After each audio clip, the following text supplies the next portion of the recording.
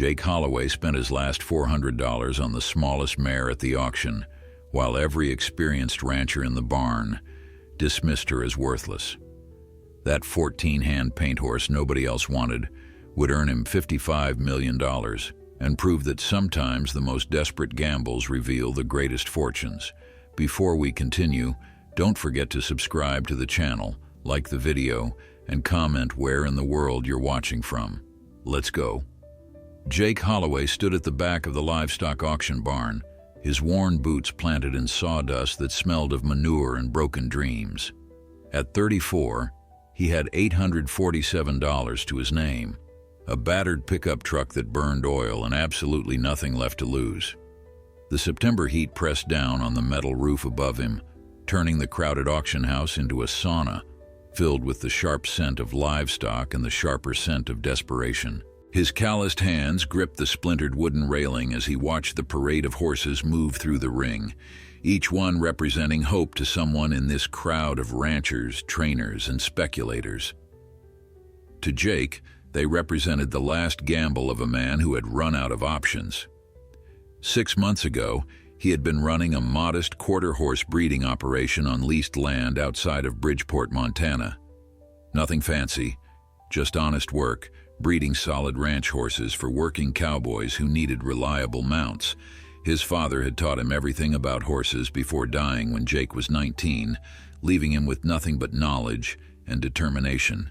For 15 years, Jake had built something from nothing, slowly earning respect in a business where your reputation was the only currency that truly mattered. Then the drought came, brutal and unforgiving, turning his pastures to dust and his water sources to mud. The horses suffered, the bills piled up. The bank called in his loans and the landowner decided not to renew his lease. Within 3 months, everything Jake had worked for had evaporated like morning dew on hot Montana ground. He had sold off his breeding stock to pay debts, keeping back only the bare minimum to survive. Now here he stood, at the stockyard auction house, betting his last dollars on a miracle he wasn't sure he believed in anymore.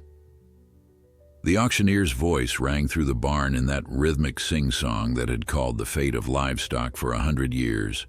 Cowboys and ranchers lined the railings, some in clean shirts and new hats, others like Jake, wearing the evidence of hard times in every thread of their clothing. The smell of coffee from the concession stand mixed with the earthy odor of animals.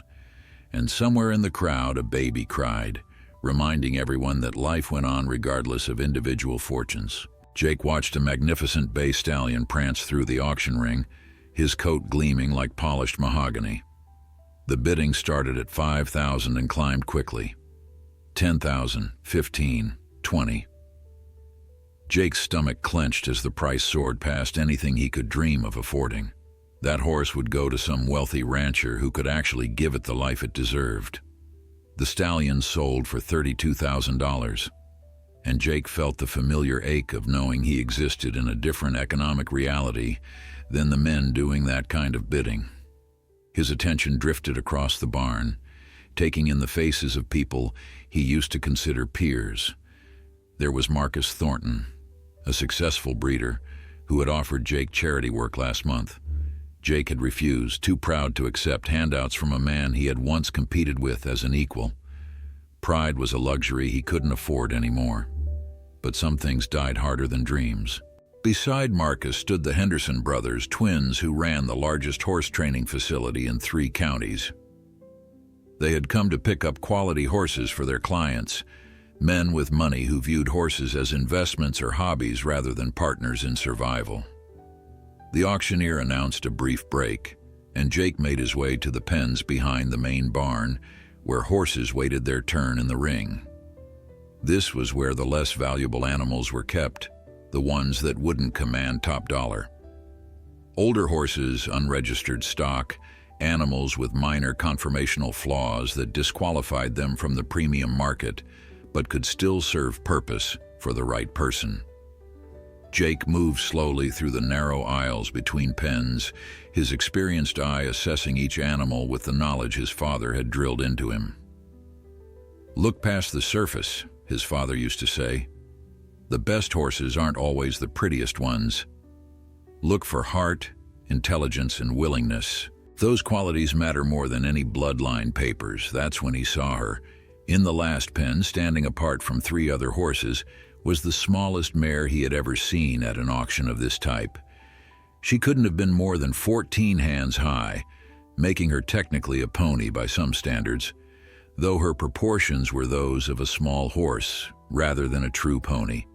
Her coat was a striking paint pattern, large patches of warm chestnut brown and pure white that created an almost artistic design across her body.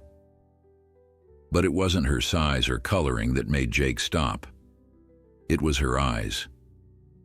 Despite standing in a pen with larger horses, despite the chaos and noise of the auction barn, she stood with a quiet dignity that spoke of intelligence and calm courage. He approached the pen slowly, making the soft clicking sounds that horses recognized as friendly. The mare's ears swiveled toward him, and she moved to the fence with a graceful precision that immediately told Jake she had been well trained at some point. Her hooves were in poor condition, overgrown and uneven, suggesting neglect in recent months. Her ribs showed slightly through her coat, not starved but definitely underfed. Yet her eyes were clear and alert, watching him with an intelligence that most horses never displayed. Jake reached through the fence rails and the mare lowered her head, allowing him to run his hand down her face. Her coat was rough, lacking the shine of proper nutrition and grooming, but beneath that neglect, he felt solid bone structure and good muscle tone. This was a horse that had known better days and could know them again with proper care. He pulled out the auction catalog from his back pocket, finding the listing for this pen. Lot 247, 4 horses, mixed breed and age, selling as a group. Minimum bid $600. His heart sank. He couldn't afford to buy 3 other horses just to get this mare. Jake stood at the pen for another 10 minutes, his mind working through calculations that refused to add up favorably.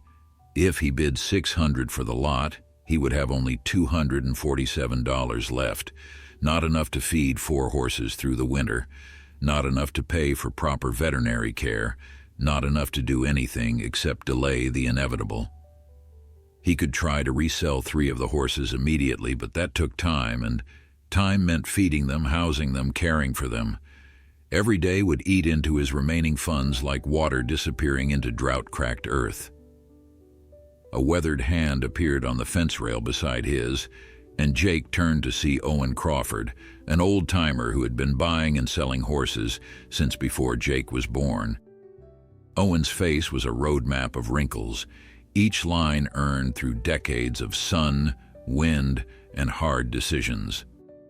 He wore a faded denim shirt and a hat that had seen better decades, but his eyes were sharp as ever, missing nothing.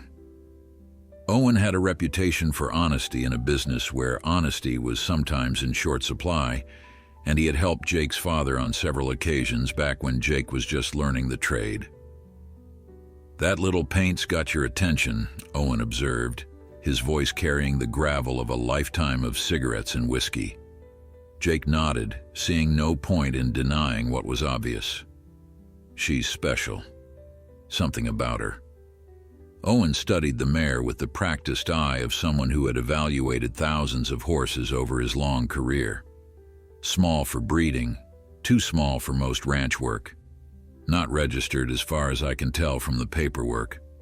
Most folks will pass right over her. "That's what I'm hoping," Jake admitted. "But she's part of a group lot. I can't afford all 4. Owen was quiet for a moment, watching the mare as she moved around the pen with that same graceful precision Jake had noticed. "Small horses like that, they're usually the toughest," he said finally. "Had a little mare once, barely 14 hands, outlived 3 bigger horses and outworked them all. Heart matters more than height, always has." Jake felt a spark of hope at the old man's words, though he tried to keep it from showing. "You thinking of bidding on this lot?" Owen shook his head slowly. "Too old to be taking on projects. Besides, my wife would kill me if I brought home 4 more horses. She's already threatening to divorce me over the 6 I've got."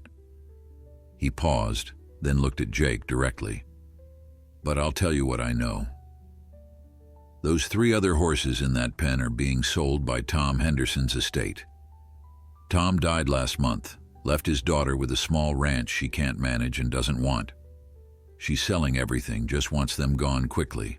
The 3 horses are old, all in their 20s. Good horses in their day, but nobody's going to want them now, except maybe for pasture pets. Jake's heart sank further. That made the situation even more complicated. Buying old horses meant taking on animals that would need more care, not less, and would have no resale value whatsoever. The little paint, though, Owen continued, she came from somewhere else. Got picked up at a dispersal sale 3 weeks ago, brought here because the dealer thought she was too small to sell on her own. That's why she's bunched with the old-timers. The auction house wanted to move her without taking up a separate lot number. This information shifted something in Jake's understanding. The mare wasn't part of the Henderson estate. She had just been grouped with those horses for convenience. He looked at Owen, wondering where this conversation was leading.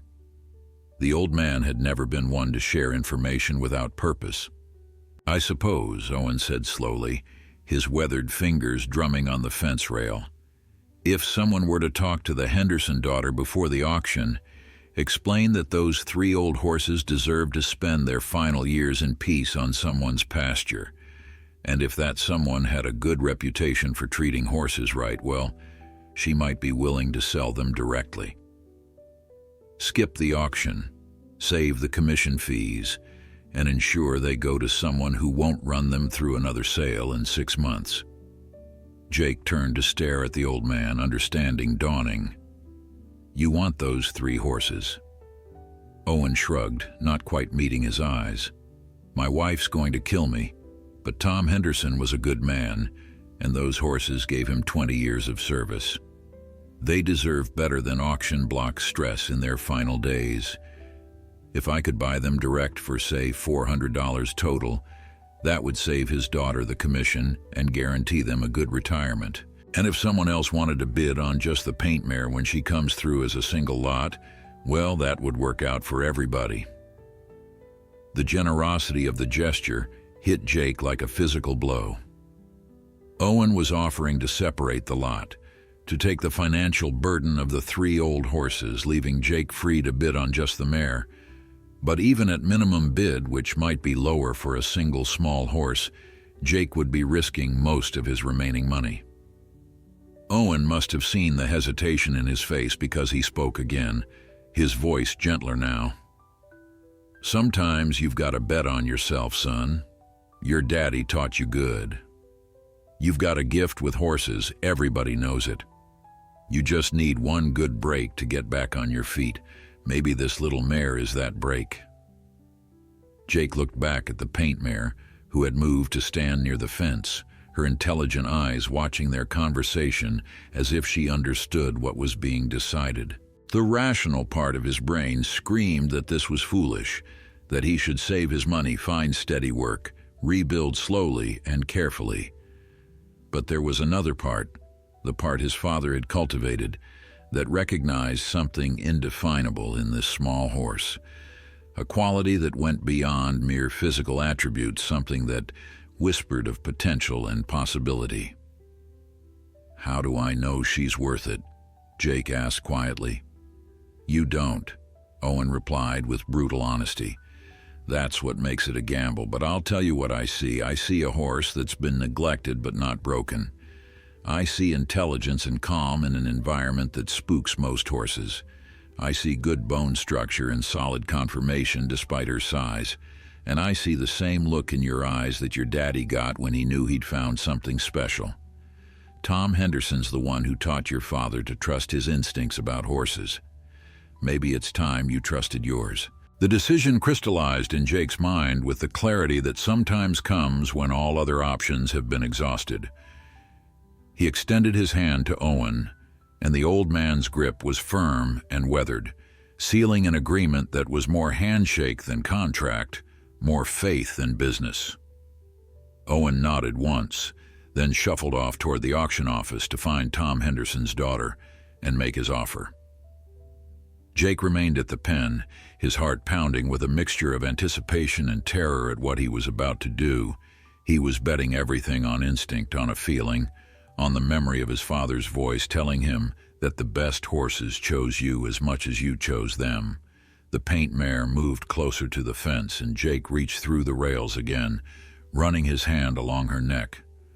Her coat was warm beneath his palm, and he could feel the solid muscle structure that good breeding and early training had created. Someone had cared for this horse once, had invested time and effort into making her into something special. Life had dealt her some hard blows since then, just as it had dealt Jake his share. But she hadn't let it break her spirit. There was a lesson in that, he thought, a reminder that dignity and worth weren't determined by circumstances, but by something deeper and more enduring. 20 minutes later, Owen returned with a satisfied expression and the Henderson daughter in tow. She was a tired-looking woman in her 40s, wearing business clothes that seemed out of place in the dusty auction barn. The stress of settling her father's estate showed in every line of her face, and Jake felt a pang of sympathy for her burden. Owen had worked his magic, and she had agreed to sell the 3 older horses directly to him, removing them from the auction lot. The auction house had agreed to the arrangement with minimal fuss, happy to avoid the paperwork complications and willing to run the paint mare as a single lot. Jake watched as Owen loaded the 3 older horses into his trailer with gentle efficiency, speaking softly to each one as he secured them. The old man caught Jake's eye before climbing into his truck and gave him a single nod of encouragement. Then he was gone, and Jake was left with nothing but his decision and the small paint mare who represented his entire future. The auction resumed after lunch, and Jake positioned himself near the front of the crowd, close enough to catch the auctioneer's attention when the time came. His hands were sweating despite the heat, and he wiped them on his jeans repeatedly, trying to calm nerves that refused to be calmed. The lots moved through with methodical efficiency. Breeding mares, young geldings, a matched pair of draft horses that went for more money than Jake had earned in his best year. Each sale reminded him of how far he had fallen, how precarious his position had become. He was no longer a buyer with options, but a desperate man making a desperate gamble. The thought should have terrified him, but instead he felt a strange calm settling over his shoulders like an old familiar coat. This was right. He knew it in his bones. In the same place his father's teachings lived, in that deep instinctive knowledge that transcended rational thought. Lot 247A, the auctioneer announced, his voice carrying across the barn. Single paint mare, unregistered, approximately 7 years old, 14 hands. Do I hear an opening bid of $300? The mare entered the ring, and Jake saw immediately that most of the crowd dismissed her with barely a glance. Too small for serious ranch work, no papers, no obvious monetary value. She moved around the ring with that same calm dignity he had noticed in the pen, unbothered by the attention, simply existing with a quiet confidence that most horses never achieved. 300, Jake called out, his voice steady despite his racing heart. The auctioneer acknowledged his bid with a practiced nod. I have 300, do I hear 350? The barn was quiet except for the shuffle of feet and the distant sound of horses in the back pens. Jake held his breath, waiting to see if anyone else would see what he saw in this small mare. 350 from the gentleman in the blue shirt, the auctioneer called, and Jake's heart sank. He turned to see Marcus Thornton, the breeder who had offered him charity work, making the bid. Their eyes met across the crowd, and Jake saw something he couldn't quite interpret in Marcus's expression. Pity, perhaps, or curiosity about why Jake was interested in such an unremarkable horse. 400, Jake countered, his voice firmer now. He was committed, and backing down would solve nothing. 400, I have 400, the auctioneer sang out. Do I hear 450? Marcus studied Jake for a long moment, then shook his head slightly and stepped back from the rail. Jake felt a rush of gratitude toward the man, recognizing that Marcus had been testing his resolve rather than genuinely competing for the mare. It was a small kindness in a business that didn't traffic in kindness often. Going once at 400, the auctioneer called, going twice. His eyes scanned the crowd one final time, looking for any late bidders. The silence stretched, and Jake could hear his own heartbeat pounding in his ears.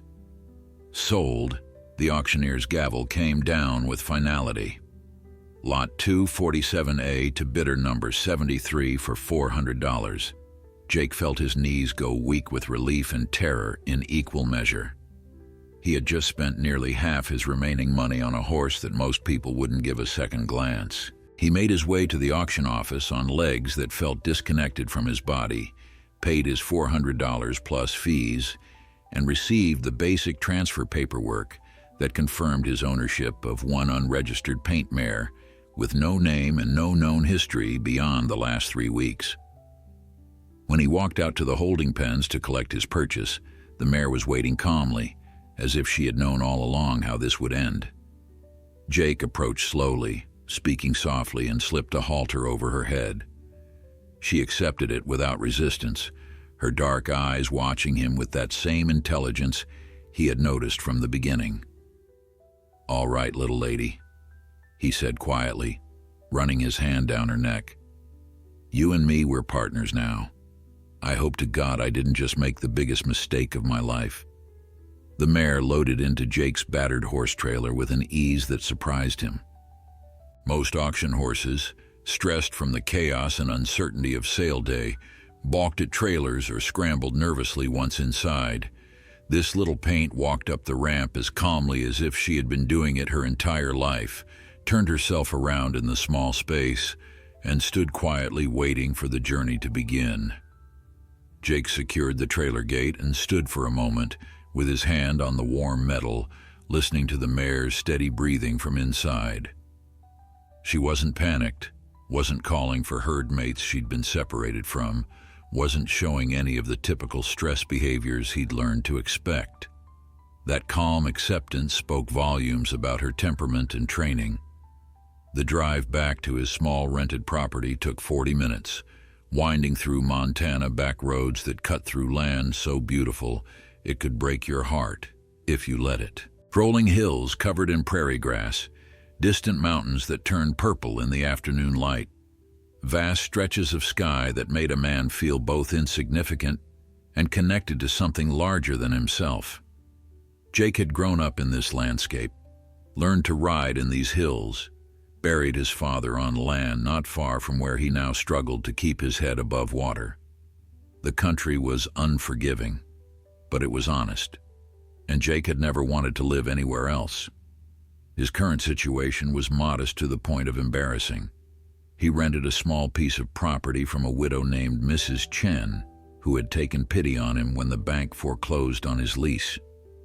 The arrangement included a tiny 2-room cabin that had seen better decades, a 3-sided shelter for horses, and about 5 acres of decent pasture. It wasn't much, but Mrs. Chen charged him almost nothing, understanding without him having to explain that charity offered with dignity was different from charity that came with judgment. She had lost her own husband 5 years ago and knew something about starting over from nothing. Jake pulled into the rutted driveway as the sun began its descent toward the mountains, painting everything in shades of gold and amber. His other 2 horses, a gelding named Cisco and an older mare called Betty, raised their heads from grazing and whinnied greetings. They were the only horses he had managed to keep from his breeding operation, both too old to sell for much, but too loyal to abandon. They had earned their retirement, and Jake made sure they had it, even if it meant he sometimes went without himself. He backed the trailer up to the shelter and opened the gate carefully. The paint mare backed out with the same calm competence she had shown loading, her small hooves finding purchase on the ramp without hesitation. When all 4 feet were on solid ground, she raised her head and surveyed her new home with alert interest. Cisco and Betty approached the fence line, necks stretched over the rails, nostrils flaring as they investigated the newcomer. The paint mare acknowledged them with a soft nicker, establishing herself as neither dominant nor submissive, simply present and unafraid. Jake led her to the shelter and removed her halter, watching as she immediately dropped her head to investigate the hay he had put out earlier. She ate with steady purpose, not the frantic gulping of a starved horse, but the methodical consumption of an animal that had missed regular meals, but understood that food would continue to be available. That told Jake she had experienced consistency in her past, had known security before whatever circumstances had led her to the auction barn. While the mare ate, Jake examined her more thoroughly than he had been able to at the auction. Her hooves were indeed overgrown and would need the attention of a farrier he couldn't afford to hire. He would have to trim them himself, work he was capable of but hadn't done regularly in years. Her coat, though dull from poor nutrition, showed no signs of skin conditions or parasites. Her teeth, when he carefully checked them, confirmed the age estimate of around 7 years old. She was in her prime, theoretically, though her condition suggested she had fallen on hard times sometime in the recent past. As the sun set and the evening air cooled, Jake sat on an overturned bucket outside the shelter, watching his 3 horses settle into their nighttime routines. Cisco and Betty had accepted the paint mare with minimal fuss, and the 3 of them now stood near each other, not quite a unified herd yet, but not antagonistic either. The mare kept herself slightly apart, maintaining a respectful distance while clearly communicating that she was open to relationship, but not desperate for it. Jake found himself admiring that independence, that self-possession that suggested she had been someone's treasured partner once and remembered what that felt like. "What am I going to call you?" he said softly, and the mare's ears swiveled toward the sound of his voice. She couldn't keep being just the mare or the paint or that horse I bought. She deserved a name and identity beyond her circumstances. Jake ran through possibilities in his mind, considering and discarding options. Nothing felt right. Names had power, his father used to say. The right name would come when the time was right, when he understood who this horse really was beneath the neglect and uncertainty. That first night, Jake lay awake in his small cabin, listening to the sounds of the prairie through his open window. Coyotes sang in the distance, the eternal song of the West. Somewhere an owl called, hunting the darkness. His 3 horses moved quietly in their shelter, and Jake found comfort in those familiar sounds of horses at rest. He had spent $400 he couldn't afford to lose on a horse that might be nothing more than a pleasant pasture pet. The rational part of his mind cataloged all the ways this could be a disaster. She could be unsound, could have behavioral issues that hadn't shown up at the auction, could simply be too small for any practical purpose. But lying there in the dark, Jake kept returning to the image of the mare's eyes, that intelligence and calm that had first caught his attention.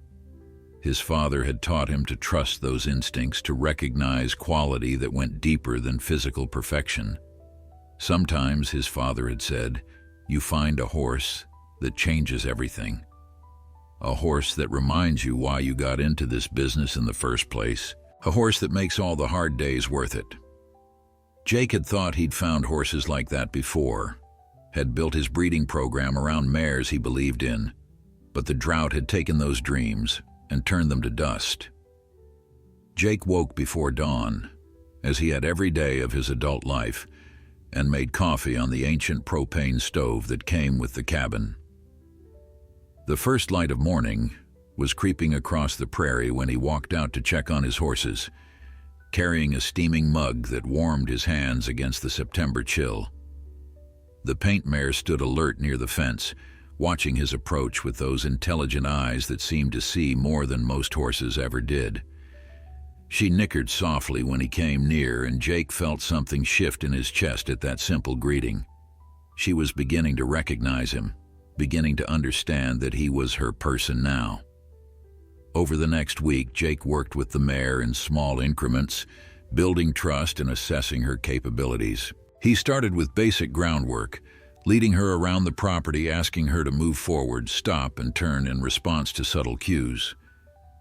She responded to everything with an eagerness that surprised him, as if she had been waiting for someone to ask her to work again.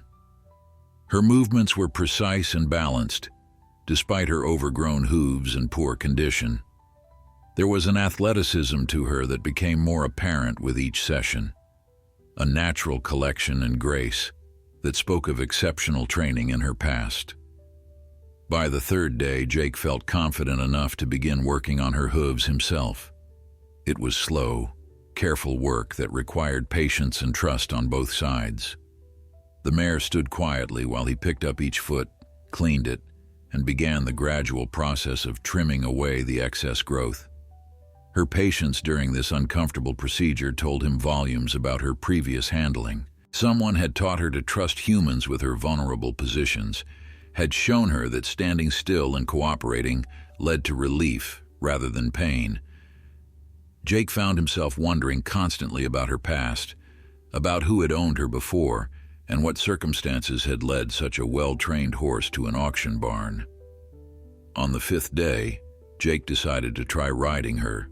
He saddled her carefully, watching for any signs of discomfort or resistance.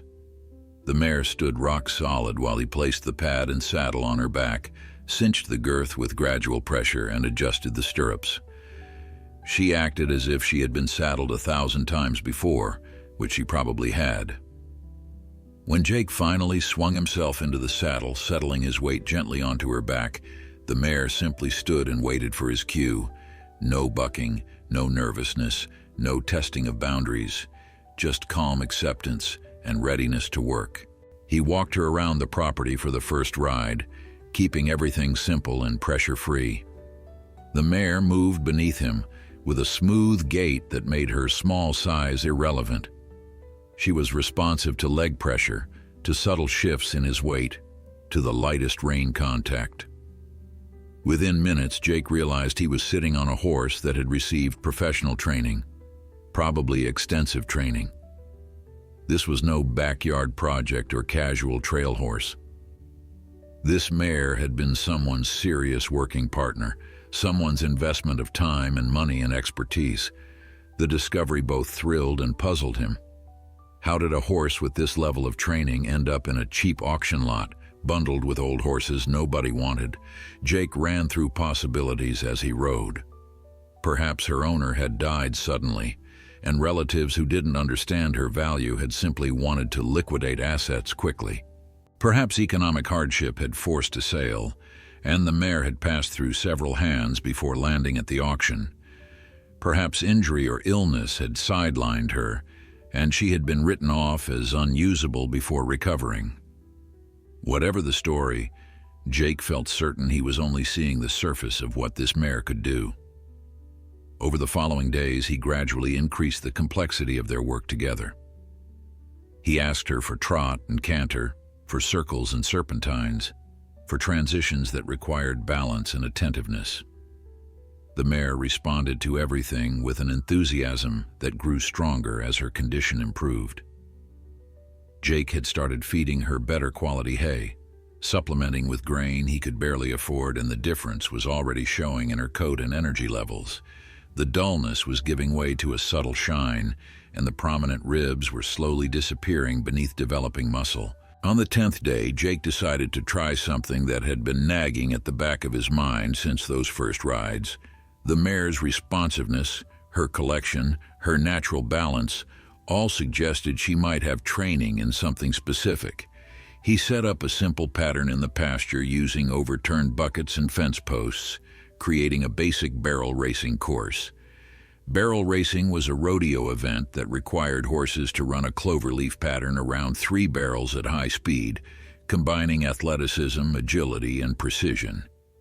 It was also an event where small, quick horses often excelled, where height mattered less than speed and turning ability.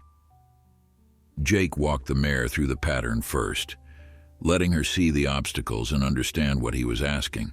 Then he asked for a trot, guiding her around each barrel with gentle rein pressure. The mare executed the turns with casual competence, but Jake could feel something building in her, an anticipation that suggested she understood this game.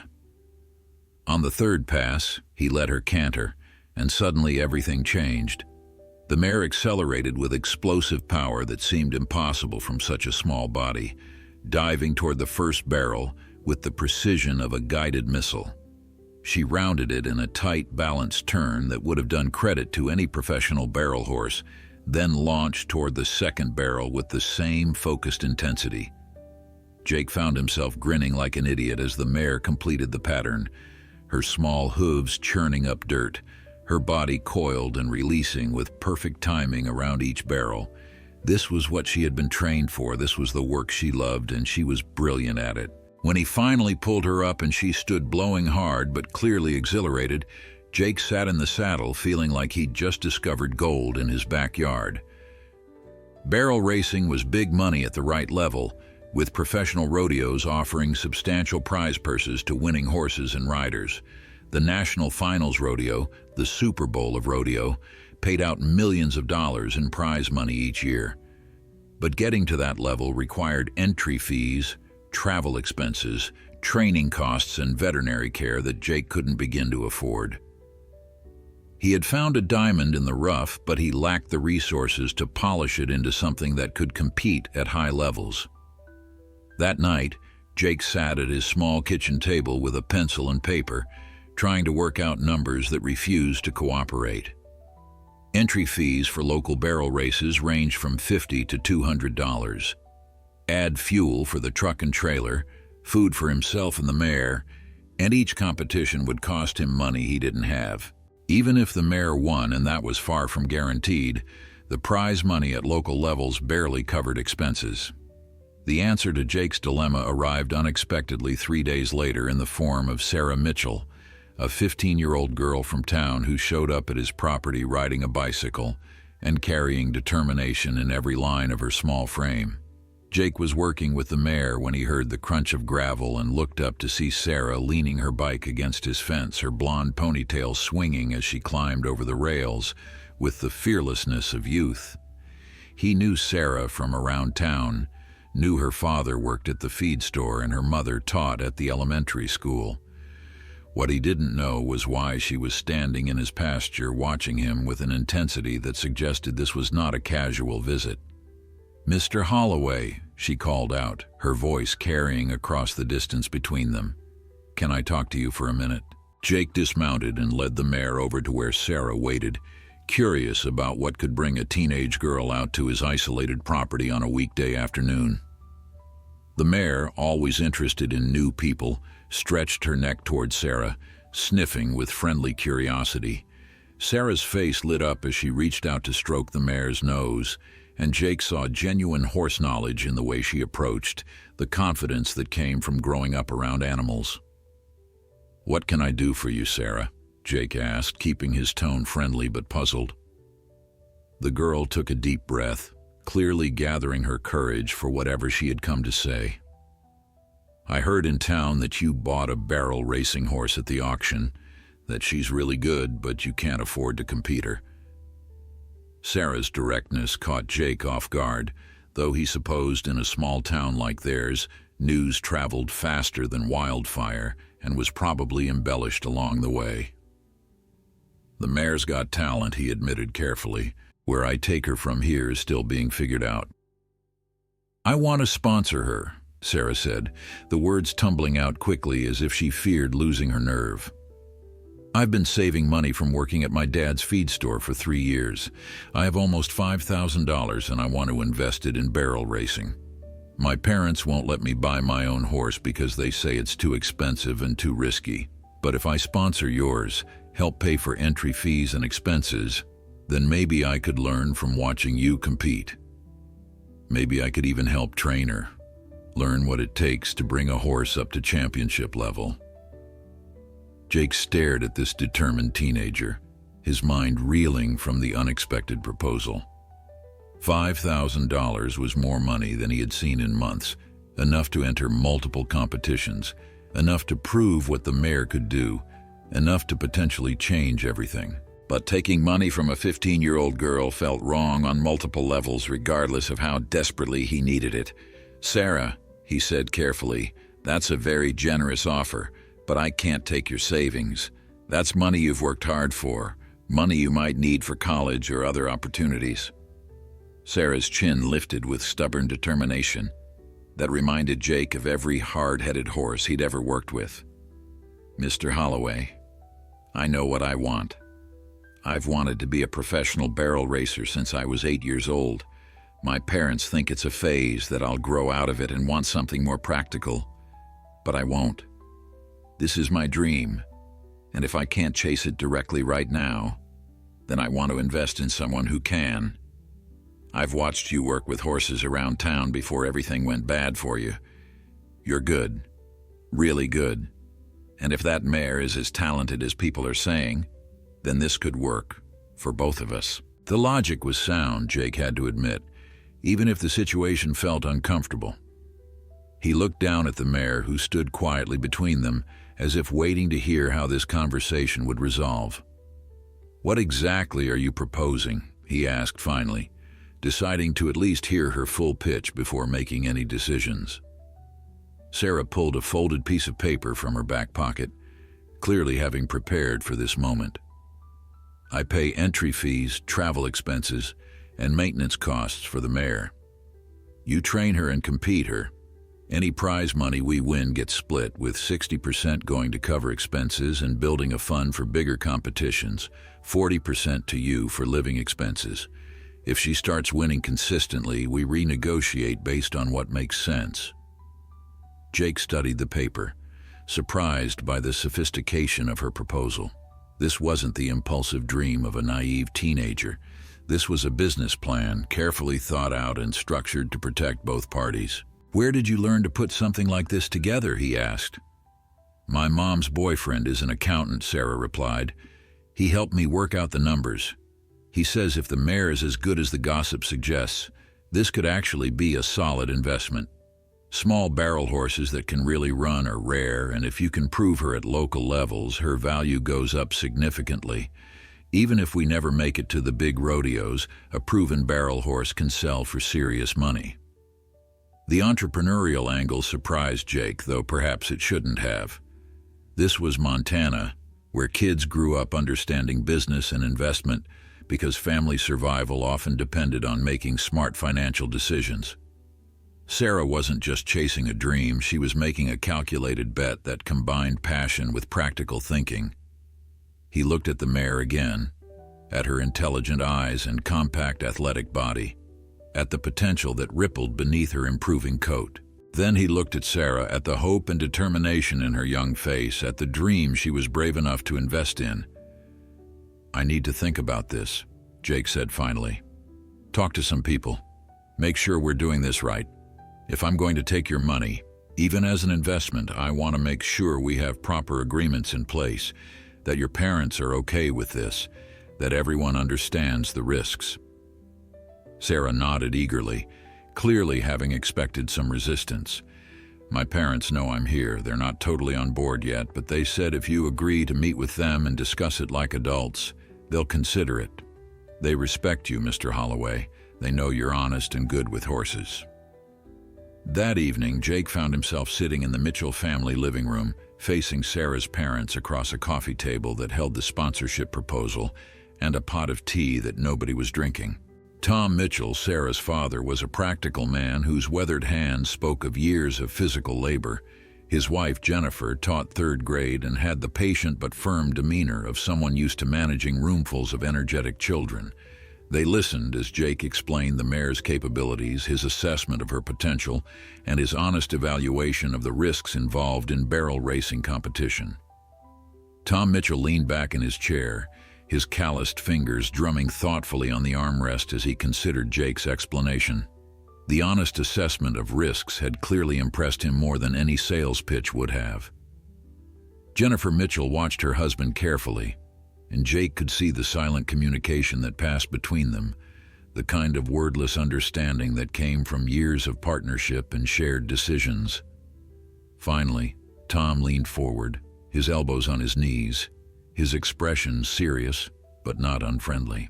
"Mr. Holloway, my daughter has been horse crazy since she could walk.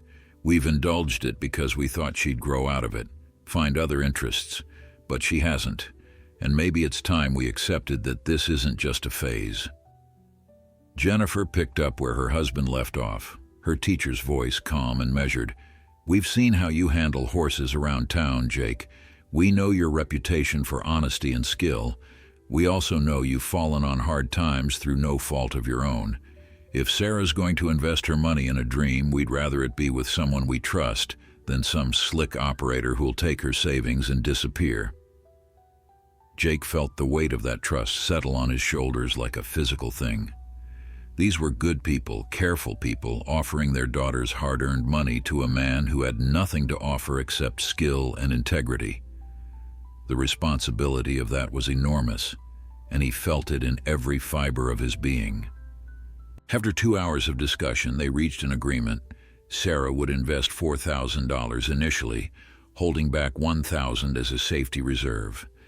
The money would go into a separate account that required both Jake's and Tom Mitchell's signatures for withdrawal, ensuring transparency and preventing misuse.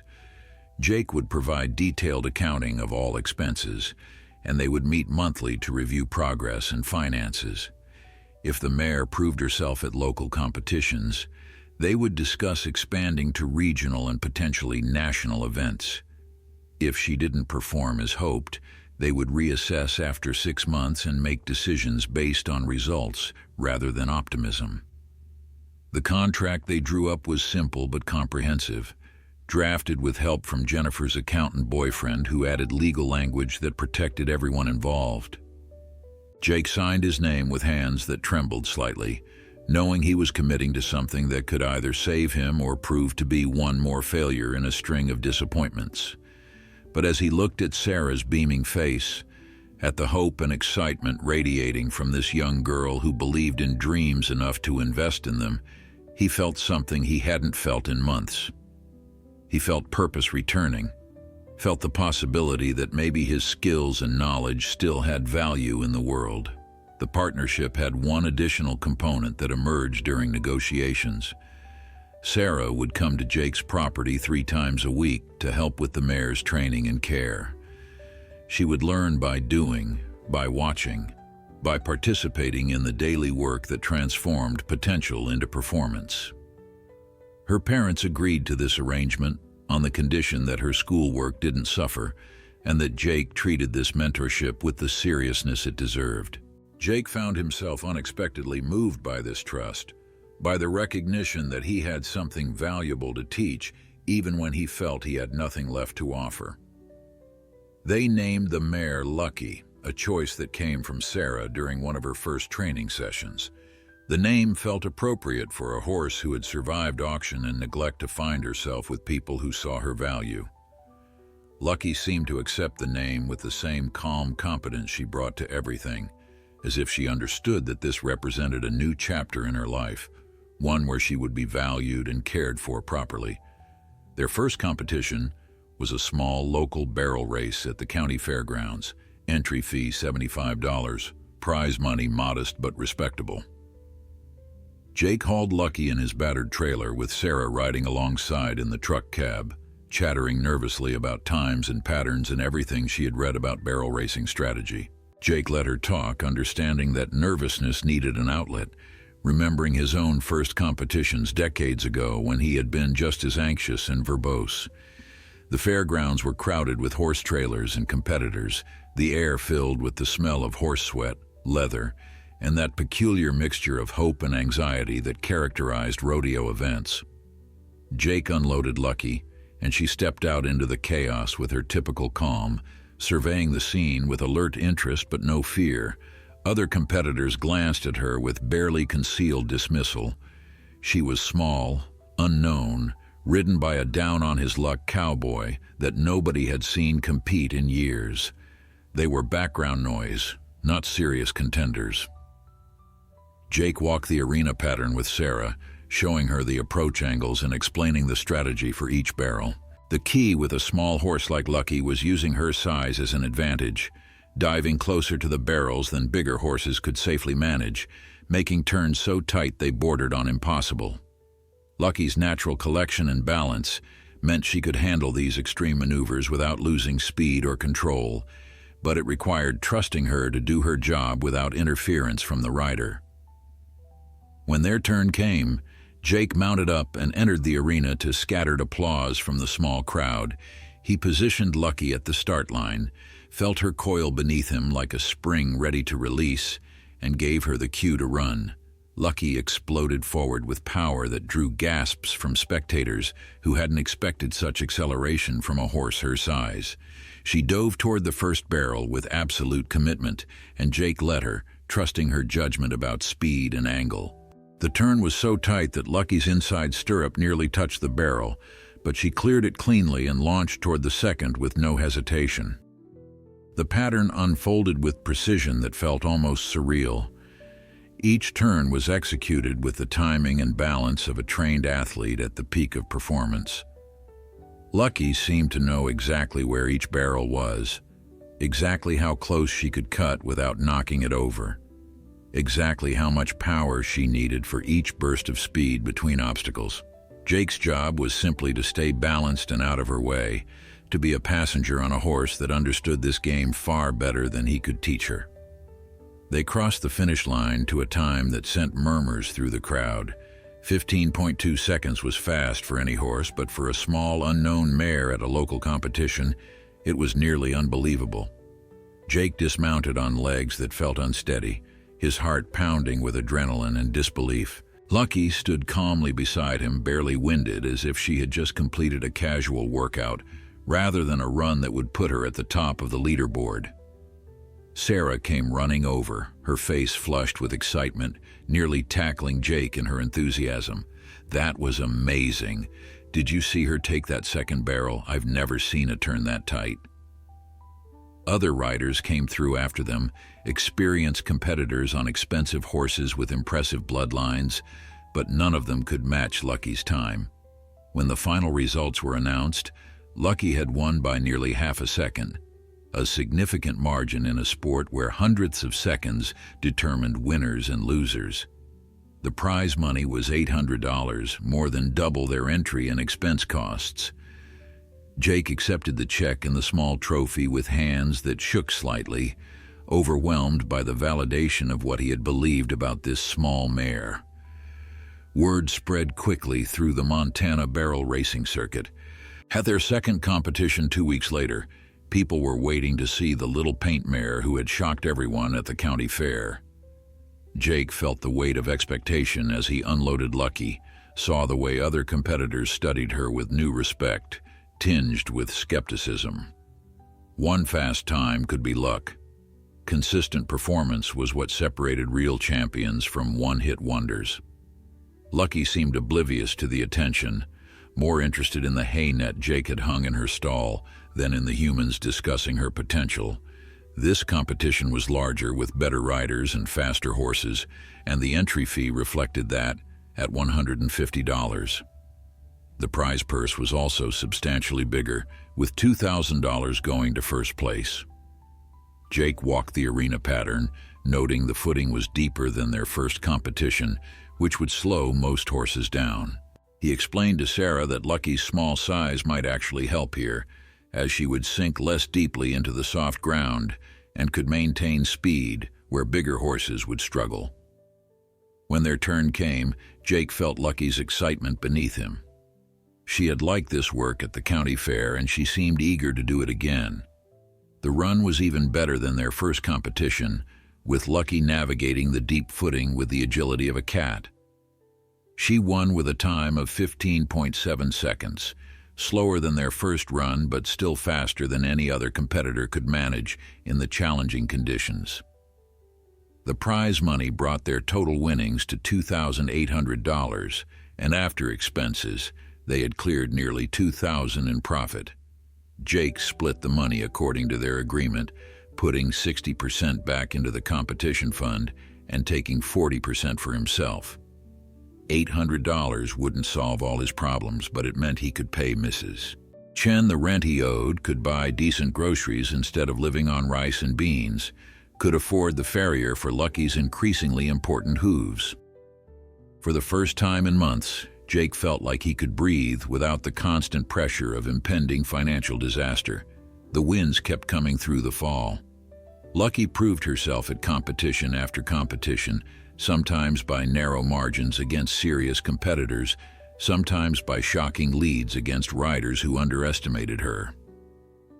Jake developed a reputation as the quiet cowboy with the miracle mare, and Sarah became a fixture at his side, learning not just about barrel racing but about horsemanship in its truest form.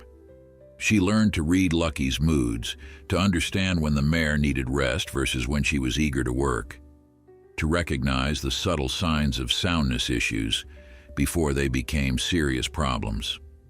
By early November, they had competed in 8 events and won 6, placing second in the other 2.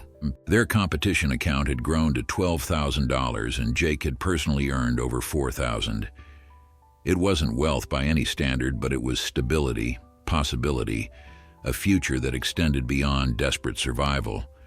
More importantly, Lucky had proven herself consistently enough that people were starting to talk about her as a legitimate contender for regional and national competitions. The conversation about moving up to higher levels came during one of their monthly meetings with the Mitchell family. Tom Mitchell spread out a list of upcoming rodeos, his finger tapping on one entry in particular. The Mountain State Circuit Finals in Denver, he said. Entry fee is $500, but first place pays $10,000. Lucky's qualified based on her season earnings. The question is whether we're ready for that level of competition. Jake studied the list, his mind calculating distances, expenses, and the caliber of riders they would face. Denver would put them against the best barrel racers in the region, riders who made their living on the rodeo circuit, who had multiple championship horses and years of experience at the highest levels. It's a risk, Jake said honestly.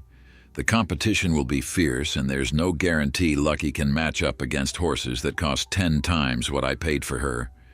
Sarah, who had been quiet during the adult discussion, spoke up with the confidence that months of winning had given her.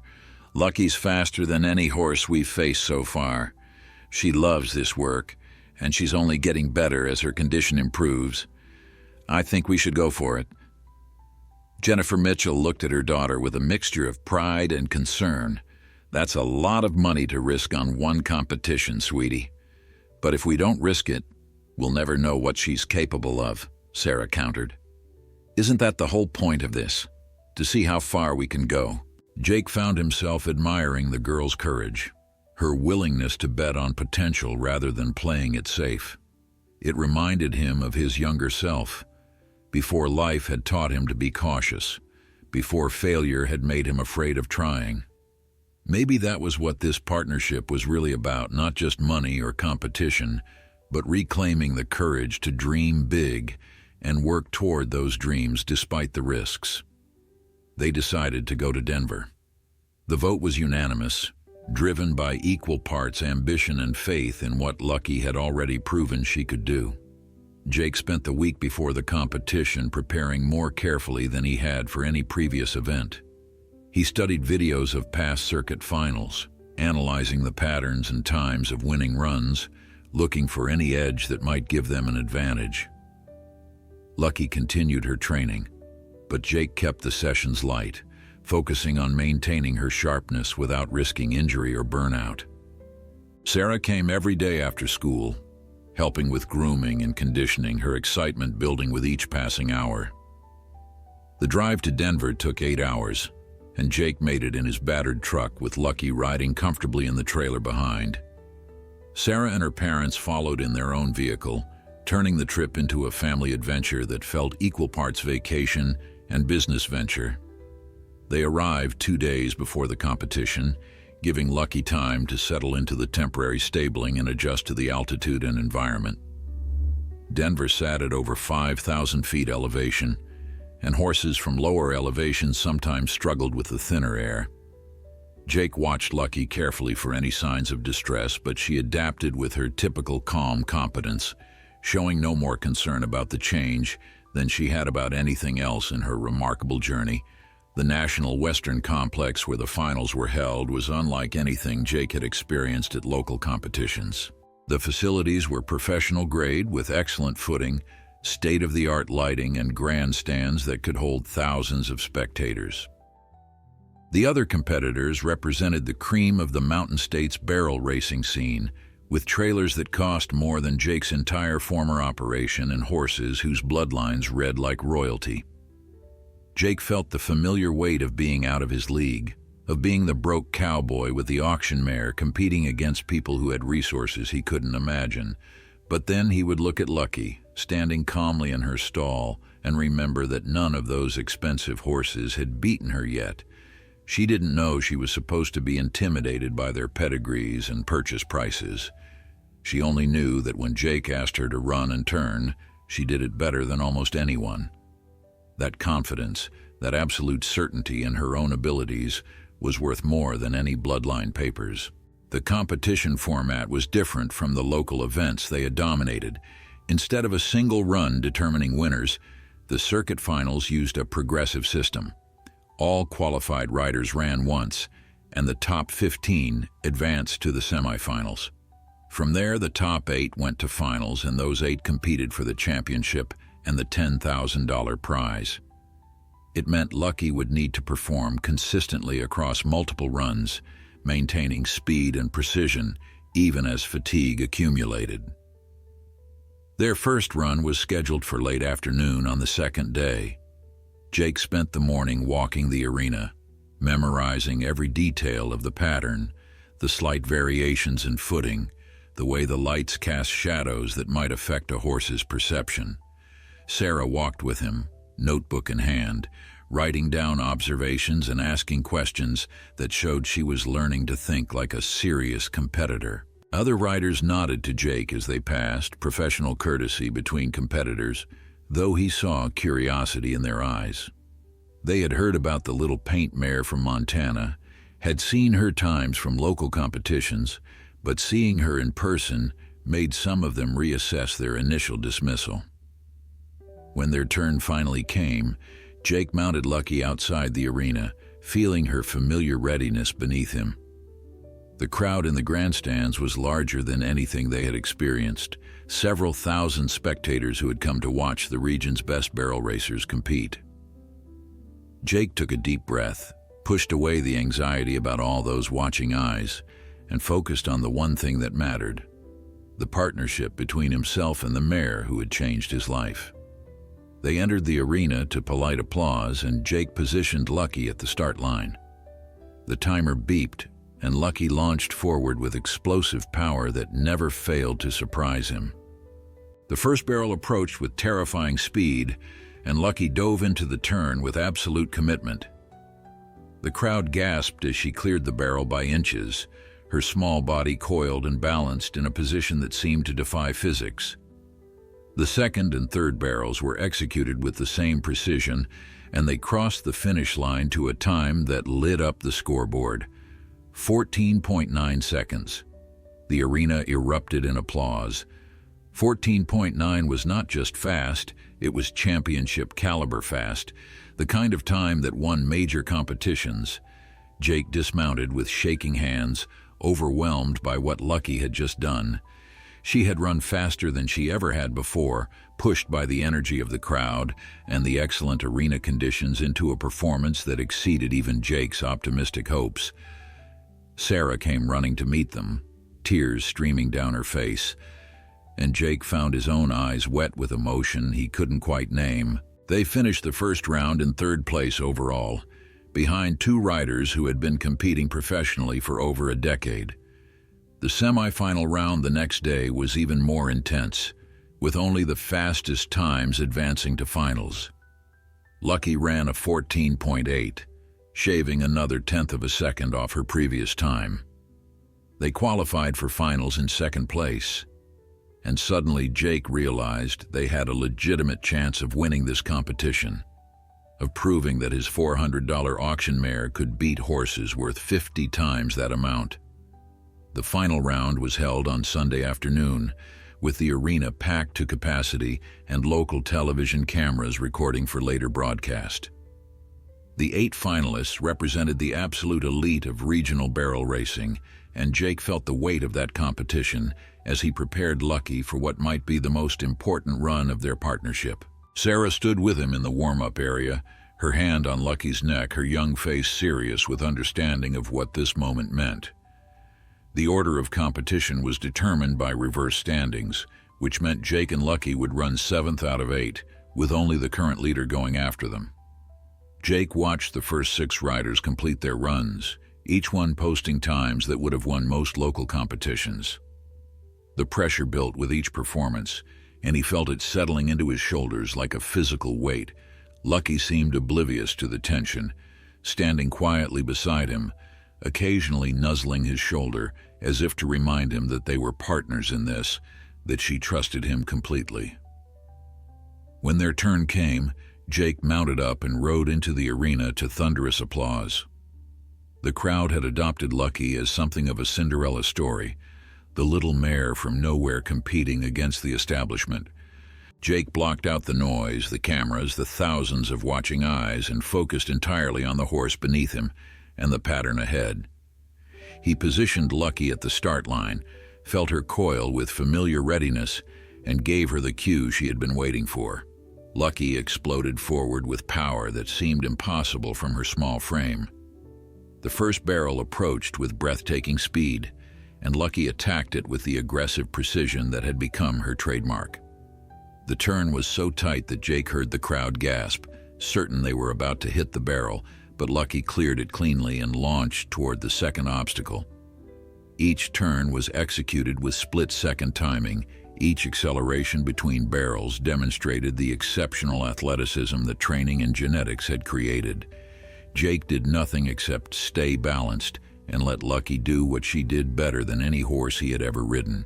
They crossed the finish line and the scoreboard flashed their time, 14.7 seconds, a new personal record, and as the crowd erupted in celebration, Jake realized they had just posted the fastest time of the entire competition. One rider remained, the defending champion on a horse that had won this event for the past 2 years, but even she would need to break her own record to beat what Lucky had just done. Jake dismounted and was immediately surrounded by Sarah and her parents, by Owen Crawford, who had driven down to watch, by other competitors who wanted to congratulate him on an extraordinary run. Lucky stood calmly in the center of the chaos, accepting pats and praise with her typical dignity, as if she had always known this moment would come. The final rider completed her run with a respectable 14.9, fast enough to win most years, but not fast enough to catch Lucky. The arena announcer's voice boomed across the complex, declaring Lucky and Jake Holloway the circuit finals champions. The prize money was $10,000, but more valuable than the check was the validation of everything Jake had believed about this small mare from the moment he first saw her in that auction pen. They had proven that heart and talent mattered more than pedigree, that sometimes the best horses were the ones nobody else wanted. The victory opened doors that Jake had never imagined possible. Within a week, he received calls from 3 different breeding farms, wanting to use Lucky as a broodmare, offering stud fees that made his head spin. A horse trainer from Texas called with an offer to buy Lucky outright for $75,000, a sum that seemed impossible for a horse he had purchased for $400,000. Jake turned down the offers, not because the money wasn't tempting, but because Lucky had become more than an asset to him. She was a partner, a friend, the horse that had reminded him why he loved this work in the first place. What Jake did accept was a sponsorship deal from a major feed company that had been following Lucky's story. They offered him $20,000 annually to use Lucky in their marketing, to speak at clinics about training and horsemanship, to represent their brand at competitions.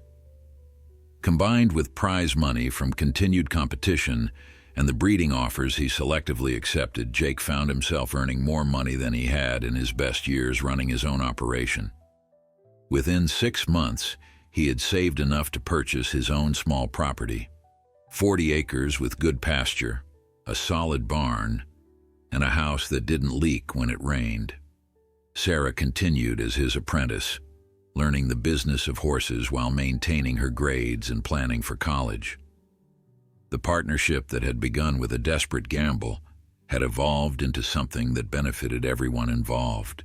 Lucky proved herself at the National Finals Rodeo the following year, placing third against the absolute best barrel horses in the country and earning Jake another substantial prize. But the real fortune Lucky brought Jake wasn't measured in dollars, though those had certainly changed his life.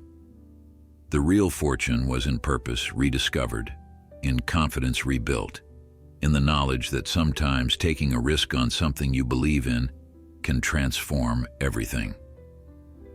Jake thought about that often as he worked with Lucky, as he taught Sarah and other students who sought him out, as he built a new life from the ashes of his old one. 2 years after buying Lucky at that auction, Jake stood in his own barn watching the little paint mare with her first foal at her side. The baby was a tiny paint filly with her mother's intelligence and calm temperament, already showing signs of the athletic ability that had made Lucky famous.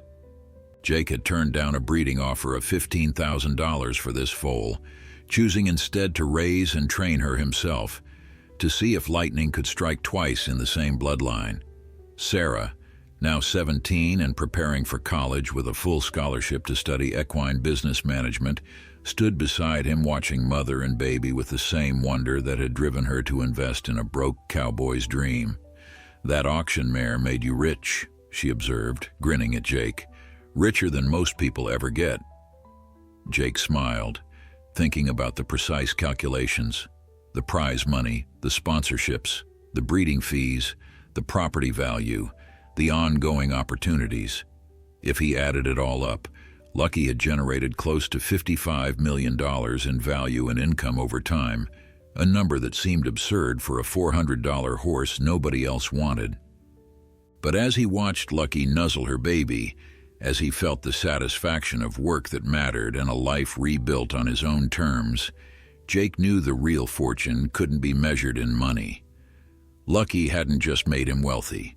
She had reminded him that sometimes the smallest, most overlooked opportunities held the greatest potential for transformation if you were brave enough to see their value and wise enough to invest in them.